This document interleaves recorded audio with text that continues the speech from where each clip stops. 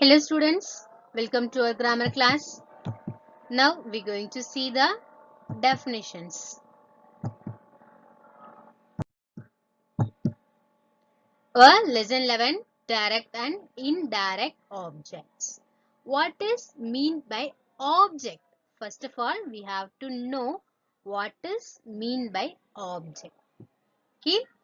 ஒரு சென்டென்ஸ்ல verb இருக்கும் ரைட்டா அந்த verbக்கு டைரக்டா ரிலேட் ஆகி இருக்கிற noun or pronoun right for example I am teaching okay நான் டீச் பண்ணிட்டு இருக்கேன் யாருக்கு டீச் பண்ணிட்டு இருக்கேன் உங்களுக்கு டீச் பண்றேன் பிஃபோர் தட் ஒரு டீச்சர் சொன்னாலே அவங்க எந்த சப்ஜெக்ட் அப்படிதான் நம்ம ஃபர்ஸ்ட் கேட்போம் ரைட்டா அதுக்கப்புறமா தான் எந்த கிளாஸ்க்கு அப்படின்னு கேட்போம் ஓகேவா சோ நான் வந்து I am teaching English to the students okay so here teaching நாலே சொல்லி கொடுக்கிறது என்ன சொல்லி கொடுக்கிறேன் இங்கிலீஷ் சொல்லி கொடுக்கிறேன் யாருக்கு சொல்லி கொடுக்கிறேன் ஸ்டூடெண்ட்ஸ் ஓகேவா so here teaching English is the object and to the students is the another object okay English students ரெண்டு object இருக்கு அதுல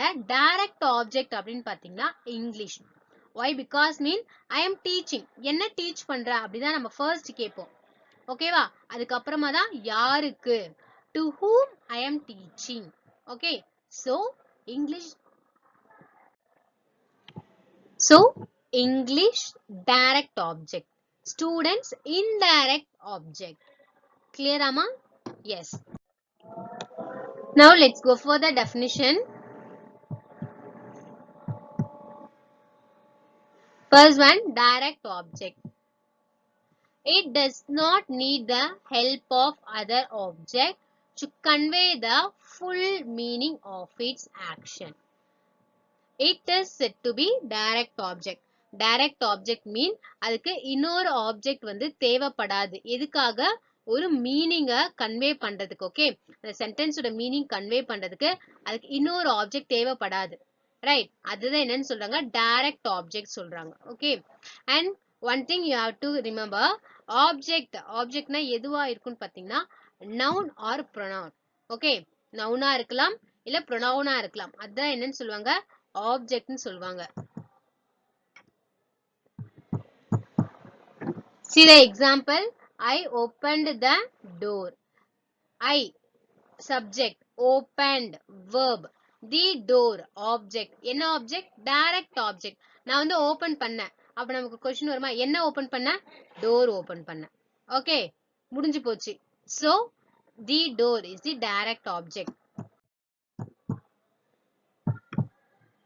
and see the definition for indirect object the object which need the help of other object ஒரு ஆப்ஜெக்ட்க்கு இன்னொரு ஆப்ஜெக்ட்டோட help வேணும் எதுக்காக பாருங்க to convey the full meaning of its action அதனோட ஆக்ஷனை convey பண்றதுக்கு அதுக்கு இன்னொரு ஆப்ஜெக்ட் தேவைப்படும் அது என்னன்னு சொல்றாங்க direct it is said to be indirect object okay see the example she gave நாலே குடுக்குறாங்க யாருக்கு குடுக்குறாங்க நம்ம ஃபர்ஸ்ட் क्वेश्चन வருமா இல்ல என்ன குடுக்குறாங்கன்னு क्वेश्चन வருமா எஸ் கேவ்னாலே குடுக்கிறது என்ன குடுக்குறாங்கன்னு தான் நமக்கு क्वेश्चन வரும் ரைட்டா சோ என்ன குடுக்குறாங்க பொக்கெட் குடுக்குறாங்க அப்புறமா தான் யாருக்கு குடுக்குறாங்க டீச்சருக்கு குடுக்குறாங்க ஓகேவா so here she subject gave verb என்ன குடுக்குறாங்க pocket so pocket is the direct object யாருக்கு குடுக்குறாங்க teacher so teacher is the indirect object clear so ஒரு verb எடுத்துக்கிட்டோம்னா அந்த verb ஓட action சொல்லும்போது நமக்கு வரக்கூடிய first question அந்த questionக்கான answer தான் direct object okay and she gave இருக்கு gaveனாலே குடுக்கிறது அப்ப என்ன குடுக்குறாங்கன்னு தான் first நமக்கு மைண்டுக்கு வரும் ரைட்டா அதுக்கப்புறமா தான் யாருக்கு கொடுக்குறாங்கன்னு வரும் okay and next lesson 12 transitive and intransitive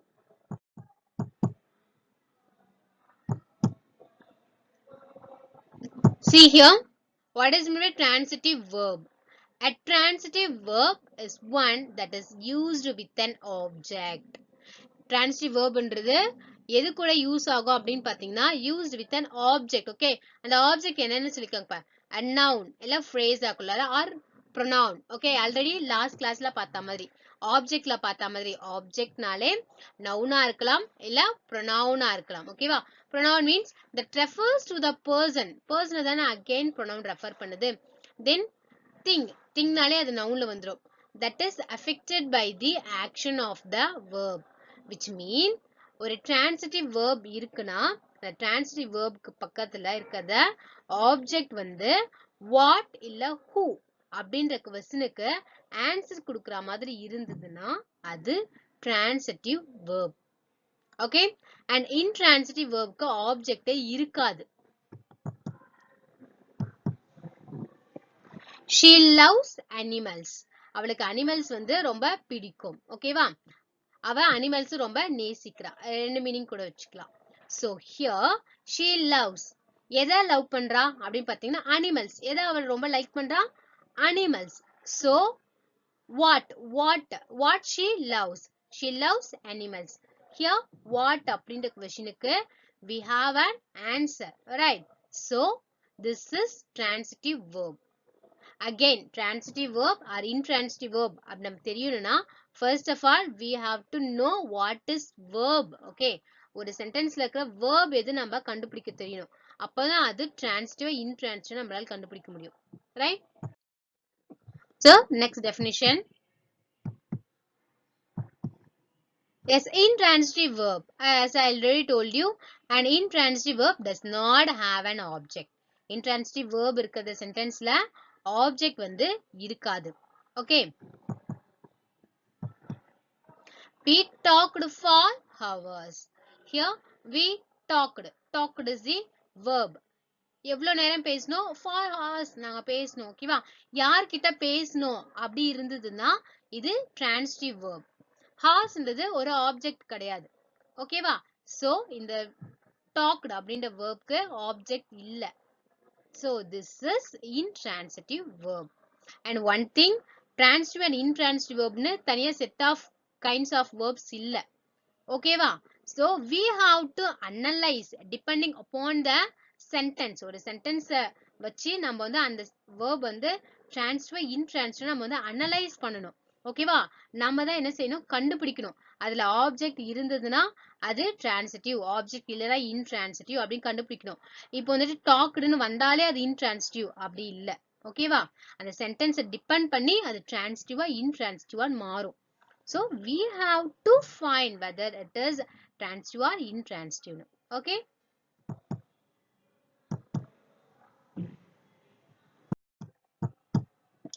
And next lesson 15. Subject and predicate. Very easy concept. Parts of a sentence. ஒரு sentence எடுத்துக்கிட்டோம்னா அது ரெண்டு பார்ட்டா பிரிப்போம். என்னன்னு பாருங்க. Subject and predicate. See the example.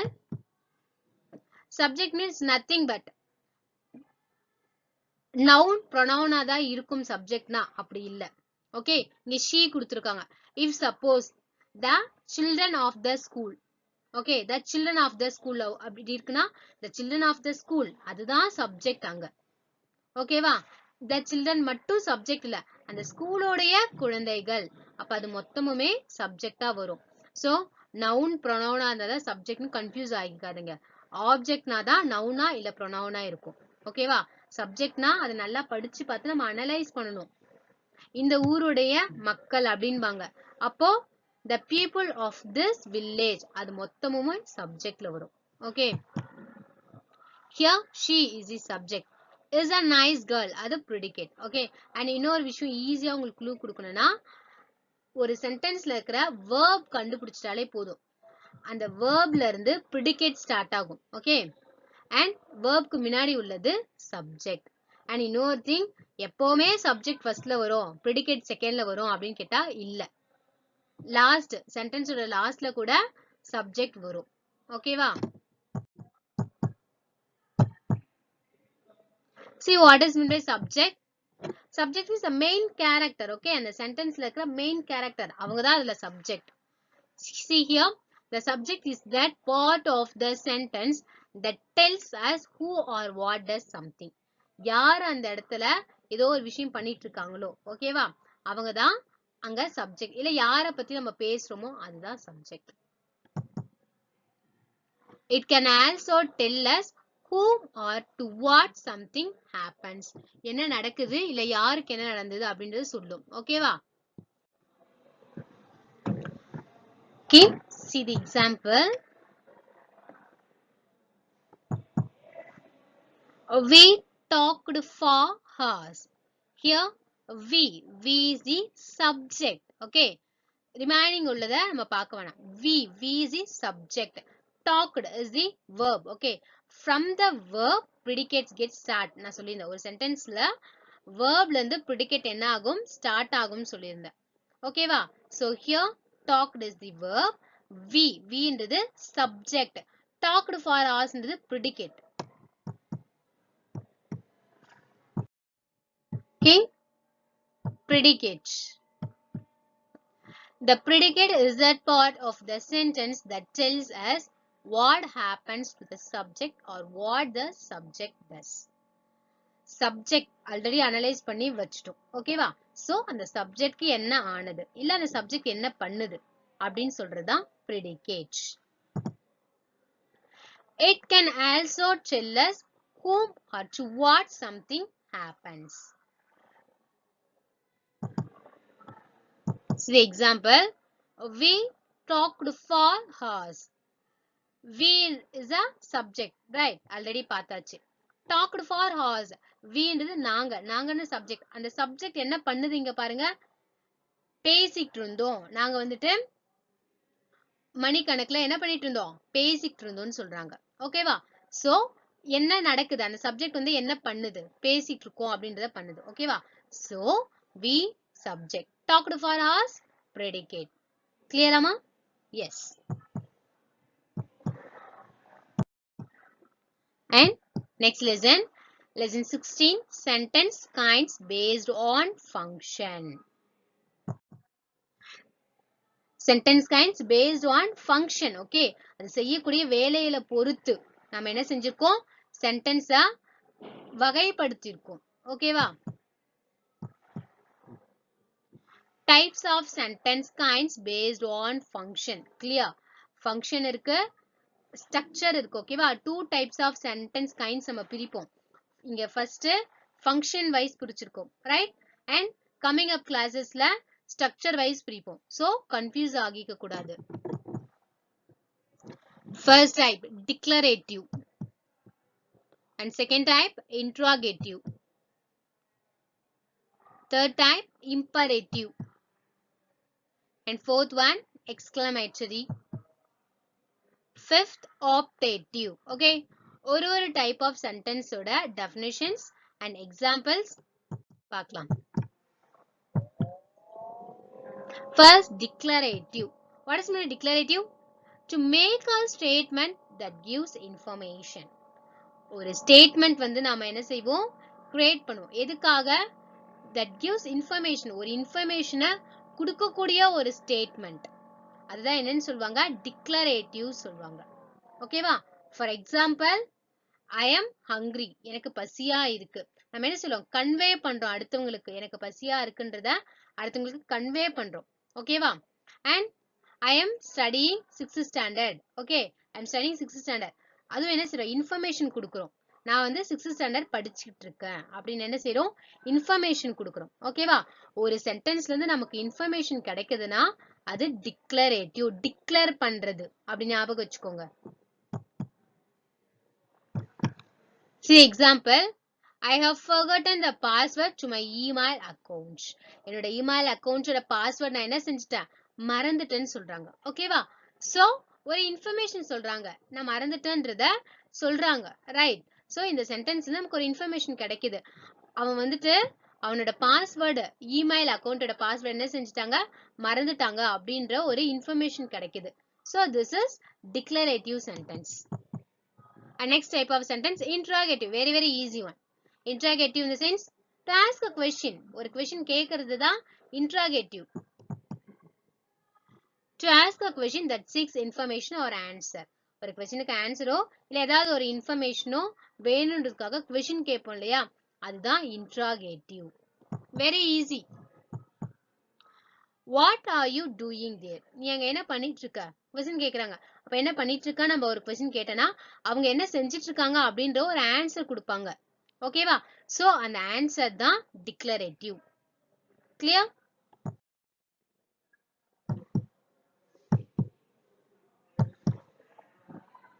Next, what is my imperative? To tell someone to do or not to do something. ஒருத்தர் கிட்ட ஒரு விஷயத்த இத செய்யுங்க இல்ல அத செய்யாதீங்க அப்படின்னு சொல்றதுதான் imperative. கிளியர்? இன்ஃபர்மேஷன் வந்ததுன்னா அது டிக்ளரேட்டிவ். question கேட்டா interrogative. ஒரு விஷயம் செய்யுங்க இல்ல செய்யாதீங்கன்னு சொன்னா imperative. Leave the door open. கதவு வந்து என்ன பண்ணட்டும், ஓபன்ல இருக்கட்டும்னு சொல்றாங்க. Here, so யாரோ ஒருத்தர் சொல்வாங்கல்ல கதவு வந்து ஓபன்ல இருக்கட்டும். அப்ப என்ன சொல்றாங்க அந்த இடத்துல, டோரை க்ளோஸ் பண்ணாதீங்கன்னு ஒரு விஷயத்தை இன்டைரக்டா சொல்றாங்க. ஓகேவா? சோ ஒருத்தர் செய்யாதன்னு ஒரு விஷயம் சொல்றாங்க இந்த இடத்துல. இல்ல கதவு ஓபன்ல இருக்கட்டும், அப்படி இப்படியே இருக்கட்டும் அப்படின்னு சொல்லிட்டு சொல்றாங்க. அப்போ செய்யாதன்னு சொன்னா அது imperative. And imperative இன்னொரு சென்டென்ஸ் கூட நீங்க சொல்லலாம். Do or die. செய் அல்லது செத்துமடி. இது ஃபேமஸான ஒரு கோட். ஓகேவா? சோ செய் இல்ல செத்துமடி. Do or die. இதுவுமே ஒரு imperative சென்டென்ஸ் தான். What is my exclamatory? To express the intensity of one's feelings or thoughts. ஒருத்தருடைய feelings or thoughts ரொம்ப எக்ஸ்ட்ரீம் லெவல்ல இருக்குள்ள, ரொம்ப ஹாப்பினஸ். ஹாப்பினஸ்னால ரொம்ப ஹாப்பினஸ், சேட்னால ரொம்ப சேட். இல்ல ஒரு விஷயத்த பார்த்துட்டு அது வந்து நார்மலா ஹேண்டில் பண்ண முடியாது, அதெல்லாம் என்னன்னு சொல்லுவாங்க, எக்ஸ்கிளாமேட்டரின்னு சொல்றாங்க. ஓகேவா? ஒரு விஷயம் தப்பா நடந்துச்சுன்னா ஐயோ அப்படின்னு சொல்லுவோமா, ஆச்சரியம். S.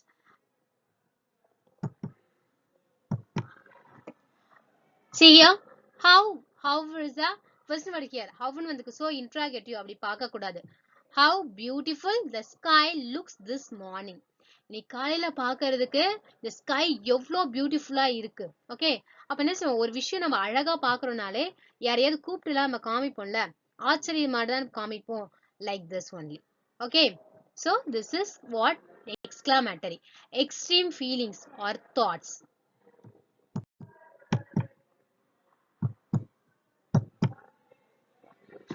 Next, optative. Optative mean to express a wish or prayer. இது நடக்கணும் அப்படின்னு நினைக்கிறது. ஓகேவா? இல்ல இது நடக்கணும்னு வேண்டிக்கிறது. இதுதான் என்னன்னு சொல்லுவாங்க, ஆப்டேட்டிவ் சொல்லுவாங்க. சோ ரொம்ப ஈஸியான ஒரு எக்ஸாம்பிள் உங்களுக்கு சொல்லணும்னா, மழை வருதுன்னு வச்சுக்கோங்களேன். மார்னிங் எழுந்துக்கிறீங்க, மழை வருது அப்படின்னாலே எல்லாரும் என்ன நினைப்பீங்க, அப்பா மழை வருது, இன்னைக்கு ஸ்கூல் லீவ் விட்டுணும். எஸ், அதுதான் என்னது, விஷ்.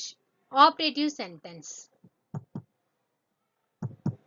நம்ம ஆசைப்படக்கூடிய விஷயங்கள் தான், இல்ல நடக்கணும்னு விரும்புற விஷயங்கள் தான் ஆப்டேட்டிவ்னு சொல்லுவோம். ஓகேவா? May we return successful from our mission. நம்மளோட மிஷன்ல இருந்து நம்ம என்ன செய்யலாம், சக்சஸ்ஃபுல்லா வெளியில வரலாம் அப்படின்னு சொல்றாங்க. ஓகேவா? ஒரு விஷயம் நடத்திட்டு இருக்காங்கன்னா அதுல இருந்து சக்சஸ் நமக்கு கிடைக்கும் அப்படின்னு நம்புறாங்க. So this is ஆப்டேட்டிவ். ஆசைப்படுறாங்க. Lesson 17. Phrases and clauses. See what is my phrases?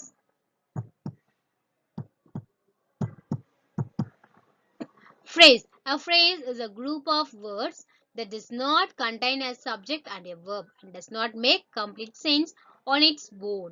Phrase. Phrase is a group of words. Okay.